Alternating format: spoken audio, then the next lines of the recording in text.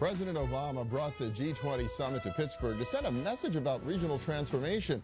But from the beginning, the summit was never really about Pittsburgh. It was about a world economy in crisis and whether steps to fix it were having any effect. Marvin Goodfriend has been helping to provide perspective for us since the summit was first announced.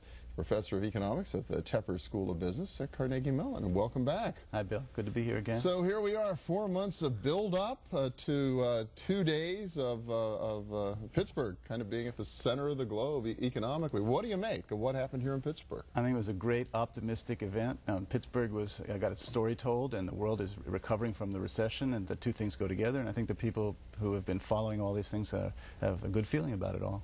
Okay, but you know, you wonder when you bring the world leaders together, you hope you're going to all this trouble for something really important and significant globally. Did anything like that come out of this? Well, I have to say, there were some good things, but the thing that was absent was a recommitment to free trade. And I was on your show last week, and I talked about this, and I have to say that I'm a little disappointed that the free trade recommitment was not evident, at least it wasn't given a very high profile, if much of a profile at all, in all the communique. Yeah, we had you down last week and actually taped the segment a few days before the show aired, and between the time we taped and the time the show aired, the United States cracked down on China for what? Tire dumping. Tire. And what the United States did was not terribly important in the scheme of things, but it just signaled the possibility of more to come.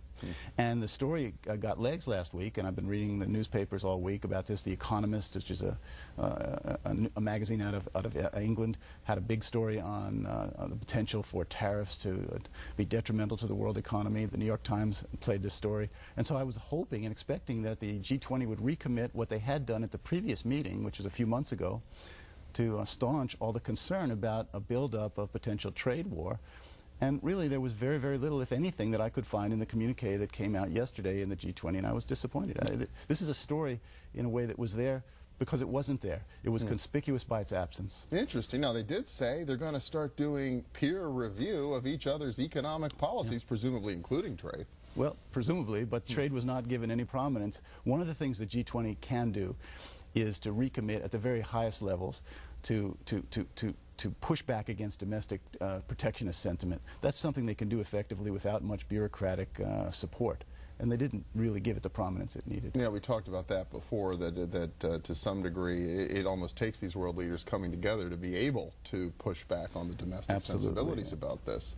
Absolutely. And now, I'm not against peer review of economic policies, but again, there's an institution that does this. The International Monetary Fund has been around for decades, and they have a secretariat which actually reviews the economic policies of its member nations. So one of the questions I have is, what's the G20 going to add to that process? Maybe peer pressure instead of peer review. It keeps coming up. Peer pressure, yeah, I suppose peer pressure is a good thing.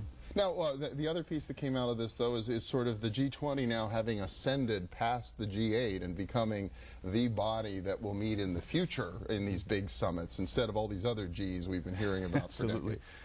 This is really a watershed moment, and it's possible that the Pittsburgh G20 meeting will be remembered as the first time the G20 became the prominent forum for the leading economies of the world to meet and sort out their problems, and I think that's likely to be true. And why is that such a big deal? What does that really signal as a change going to the 20 from the 8 or whatever? Well, because the 8 was were really the leading developed economies of the world, Europe, the North Atlantic economies with Japan. The G20 expands that to the most important up-and-coming countries, what we call emerging markets, primarily China, Brazil, India, and Russia is also included in that, and some other emerging markets in East Asia.